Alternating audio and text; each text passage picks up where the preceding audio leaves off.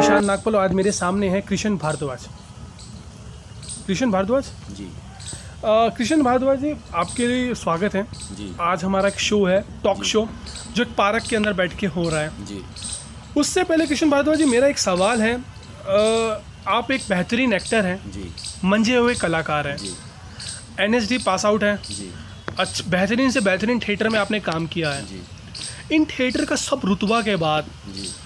आज आप मेरे सामने बैठे हैं, ये मेरे लिए बहुत सौभाग्य है, क्योंकि एक बेहतरीन कलाकार को समझना, जो ऊंच नीच जो सब कुछ समझ चुका है और अपनी उस कला को उसने मंच पे कितने मंच पे बिखेर दिया है। जी। तो मेरा पहला सवाल आपसे शुरू होता है सर, आप हाल ही में रामलीला का दौर चालू हो चुका है, इस समय पे आप क्या किरदार निभाने जा रहे हैं और किस तरह की उसके लिए आपने अपने आप को रूप में ढाला है? सबसे पहले तो मैं आप सभी को स्वागत करता हूं और आप सभी दर्शकों का अभिनंदन करता हूं। मैं किशन भारद्वाज और अभी इस समय मैं जो है रावण का रोल कर रहा हूं और उसके लिए काफ़ी ज़ोर शोर से तैयारियां भी हो रही हैं। अपने तरफ से भी कोशिश करता हूं अच्छे से अच्छा परफॉर्म करने का, अच्छे से अच्छा एक्ट करने का, और एक कलाकार होने के नाते अपना फ़र्ज़ भी बनता है कि हमें जो रोल दिया गया है उसमें जीवंतता लाई जाए, उसमें कुछ ऐसा किया जाए कि लगे कि हाँ भाई ये वही है। तो अभी आपने बताया कि आप रावण का रोल कर रहे हैं जी। तो सर, क्या रावण का रोल आपके जीवन पे क्या प्रभाव डाल रहा है अभी? देखिए, एक कलाकार होने के नाते हमें जो भी पात्र दिया जाता है उसमें हमारी ये कोशिश रहती है कि हम उसको वही चीज़ दिखाएं। तो अभी जो रावण का रोल कर रहा हूँ तो इसमें सोचता हूँ कि रावण की सोच कैसी रही होगी। जग विजेता था, त्रैलोक्य विजेता था और धरती गगन हर जगह पर उसका साम्राज्य था। तीनों लोग, देवता, असुर, नाग, यक्ष, असुर, सब के सब उसके मतलब कि बंदी रहते थे। सब पर वो राज किया करता था। इतना ताकतवर था और इतना पावरफुल, और सोने की लंका थी और उसके बाद में इतना सब कुछ था। जी। मेरा एक सवाल आपसे और अभी तक जी। क्या आप जो अब रावण का किरदार को निभाने जा रहे हैं, उस रावण के किरदार को क्या आप कितने पहले अपने आप को अंदर उसके रूप में ढालना शुरू करते हैं? उसके लिए तो करीबन हमारी जो तैयारी होती है करीबन 2-2.5 महीने पहले स्टार्ट हो जाती है। तो अगर आपको कोई ऐसा रोल दिया जाए जो मतलब कि बहुत ही मेन हो, बहुत ही पावरफुल रोल हो, तो उसके लिए हमें मेहनत भी बहुत ज़्यादा करनी पड़ती है। हमें जो है 2-2.5 महीना पहले हमें उसकी तैयारियां करनी शुरू करनी पड़ती हैं। उसके डायलॉग, उसका मतलब कि पहनने का जो ड्रेस है और जो चलने का तरीका है, जो हंसने का तरीका है, जो डायलॉग बोलने का तरीका है, जो उस कैरेक्टर को महसूस करने का कि मैं रावण हूँ तो मैं कैसा महसूस कर सकता हूँ कि रावण त्रैलोक्य विजेता था, शास्त्र का ज्ञान था, शस्त्र का ज्ञान था, भक्ति थी, शक्ति थी, सब कुछ था। यही सब कुछ हम सोचते हैं तो उसी से हमारा कैरेक्टर उभर के आता है। और मेरा एक सवाल इसी के साथ एक और जुड़ता है कृष्ण जी, क्या उस रोल का क्या प्रभाव आपके घर पे पड़ा है? ऐसा है, घर वालों को इससे कोई लेना देना नहीं होता है कि आप बहुत बड़ा रोल कर रहे हैं, बहुत छोटा रोल कर रहे हैं। घर वालों को पता है कि ये एक्टर है और एक्टर के लिए कोई बहुत बड़ी बात नहीं होती है कोई बड़ा रोल करना, छोटा रोल करना। उनको तो ये होता भाई अच्छा रोल कर रहे हैं, अच्छी पहचान मिलेगी, अच्छा पैसा मिलेगा, अच्छा नाम होगा। उससे ज़्यादा उनका कोई रिस्पॉन्स नहीं रहता कि आप बहुत अच्छे एक्टर हैं, बहुत कम अच्छे एक्टर हैं। उनको तो सिर्फ ये है कि ये एक एक्टर है। और कोई ऐसी बात जो आपको उससे घर से कॉन्फिडेंस आए या कोई उत्सुकता बढ़े कि यार ये किरदार मैं निभा लिया और इसके बाद मुझे इस तरह का शो करने का या कोई फिल्म में आने का कुछ चांस हो जाता हो? देखिए, एक कलाकार की तो सबकी कलाकार की जितने भी एक्टर हैं, मेरे ख्याल से मेरे सभी कलाकार भाइयों की एक ही चाहत होती होगी कि हमें अच्छा काम मिले, अच्छी पहचान मिले, अच्छा पैसा मिले। और हर एक एक्टर, हर कोई चाहता है कि फ़िल्में करूं, अच्छे अच्छे रोल करूं। उसी तरीके से मेरी भी चाहत होती है। अब आपको मैं एक चीज़ और बताना चाहूँगा कि एक्टर दो प्रकार के होते हैं। दो प्रकार के कैसे?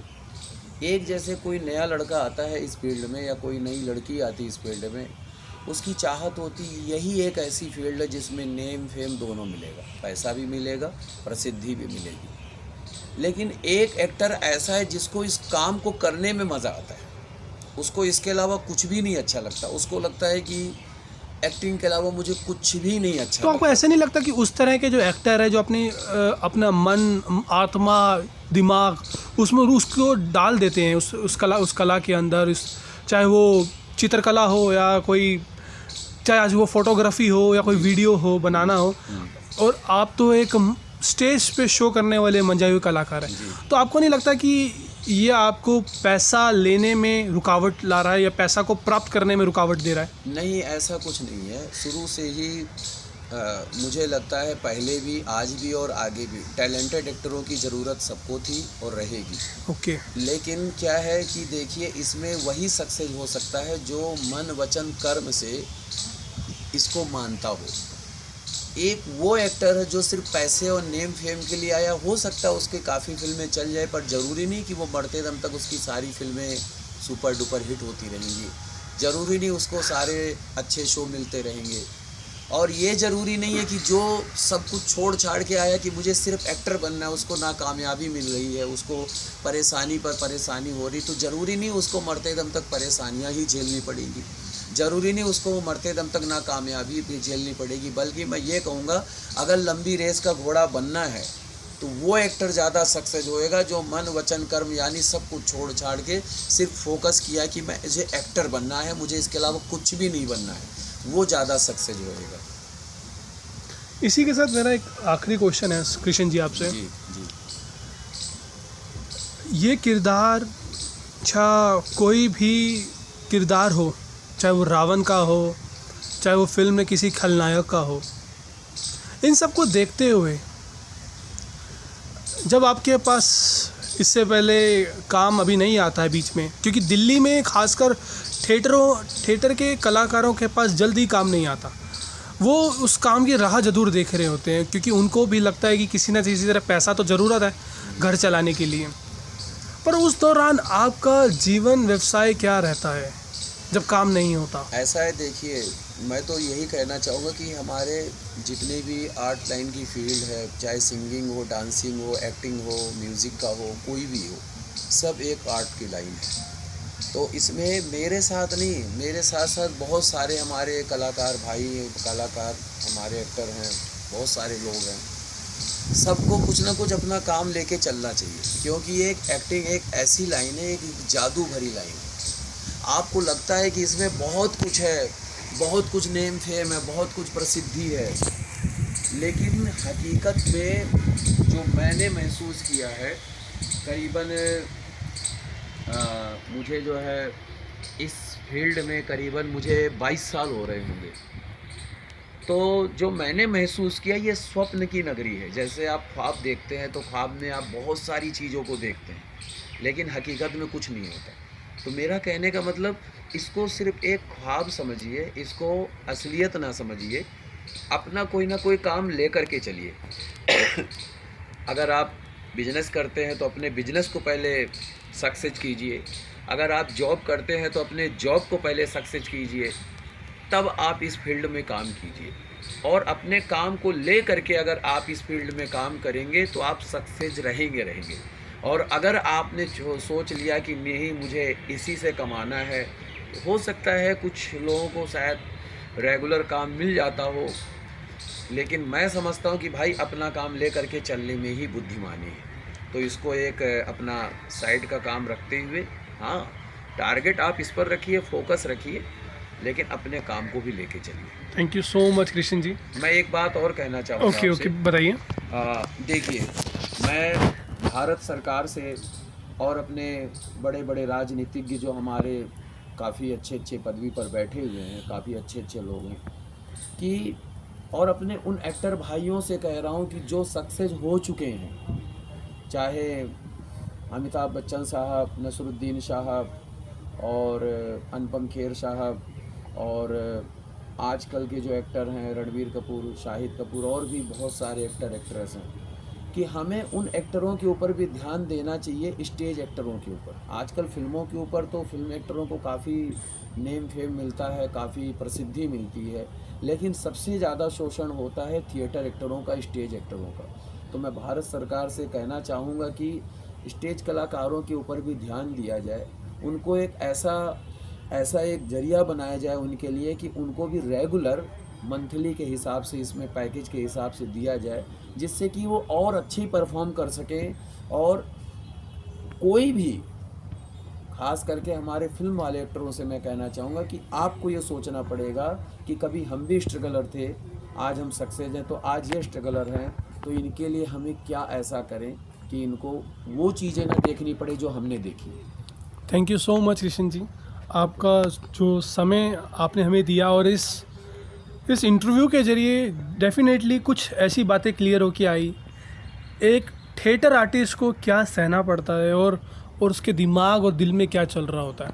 ये बहुत ज़रूरी है हर आम व्यक्ति को समझना, ये उस आम व्यक्ति को समझना जो एंटरटेनमेंट की दुनिया से जुड़ा हुआ है। जी। और मैं भी बस एक मैसेज देना चाहूँगा, जी। और अब बस कैमरा में एक बार कृष्ण जी के हाथ में दे रहा हूँ, जी। तो मैं कृष्ण जी आप एक बार कैमरा लीजिए और मैं भी कुछ बोलना चाहूँगा। जी। यही आज का तो मेरा सवाल तो इनसे बहुत थे, और ऐसे सवाल थे जो एक आम नागरिक के या एक उस लड़के के या उस व्यक्ति के कह सकते हैं जो एंटरटेनमेंट की दुनिया में इंटरेस्ट तो रखता है। हम सब जानते हैं कि आज के समय में नेटफ्लिक्स, अमेज़ॉन प्राइम और इसी तरह के बहुत सारे वेब सीरीज़ मीडियम आ चुके हैं हमारे कैमरे, हमारे मोबाइल के अंदर। बट जब आप बात करें नेचुरल कला की या नेचुरल आर्ट की, जो एक म्यूजिशियंस, जहां हम 90 दशक में देखा करते थे, दूरदर्शन पे हमारे पास शो आया करते थे और हम 4 बजे बड़ी बेहतरीन से, यदि मैं स्टूडेंट रहा हूँ तो स्कूल टाइम में छोटे रहे हैं डेफिनेटली, उस समय पे हम इस चीज़ का व्यक्तिगत बड़ा ध्यान रखते थे कि ये शो आने वाला है, और वो थिएटर आर्टिस्ट को हम देख देख के बड़े हुए। आज वही थिएटर आर्टिस्ट कोई फिल्मों में काम कर रहा है, कोई सीरियल्स में काम कर रहा है, बस वो कमर्शियल में कन्वर्ट हो चुका है।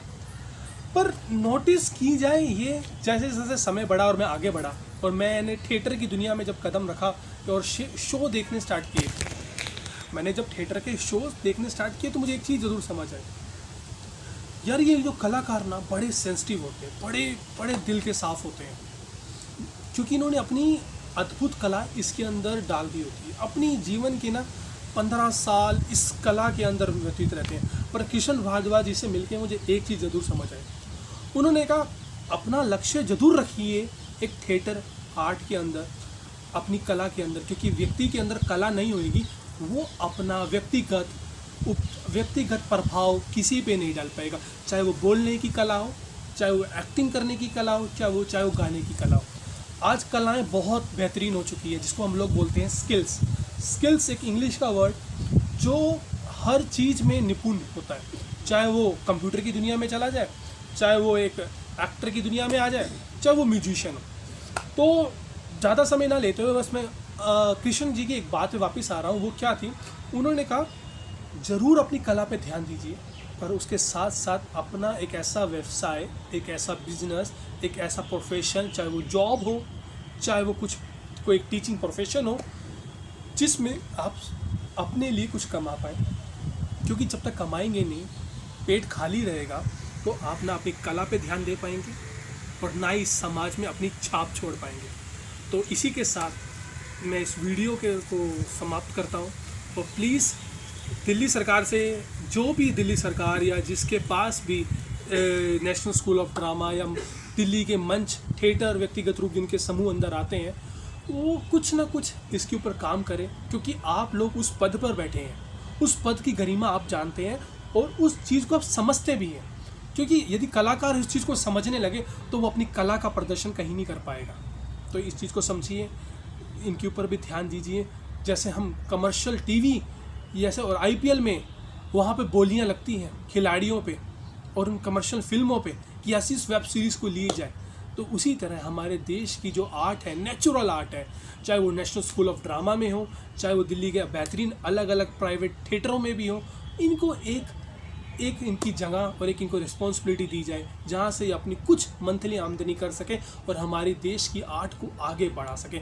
यही मेरा मैसेज है और दिल से मैं कह रहा हूँ कि इस चीज़ को बढ़ाया जाए और जो लोग इसमें इनिशिएटिव लेना चाहते हैं वो जुड़ें और कृष्ण भारद्वाज जी को सपोर्ट करें। Thank you so much. जय हिंद। थैंक आप सभी ने इतने प्यार से और इतने लगाव से मुझे देखा, मुझे सुना, मुझे बहुत ही अच्छा लगा, बहुत ही प्रसन्नता हुई और मैं आप सभी दर्शकों का बहुत बहुत हार्दिक स्वागत करता हूं, अभिनंदन करता हूं और चाहता हूं कि अच्छे से अच्छा परफॉर्म करूं और अपनी कला को, अपने आर्ट को काफ़ी लोगों तक पहुंचाऊं और आप लोग भी एक कलाकार को समझें।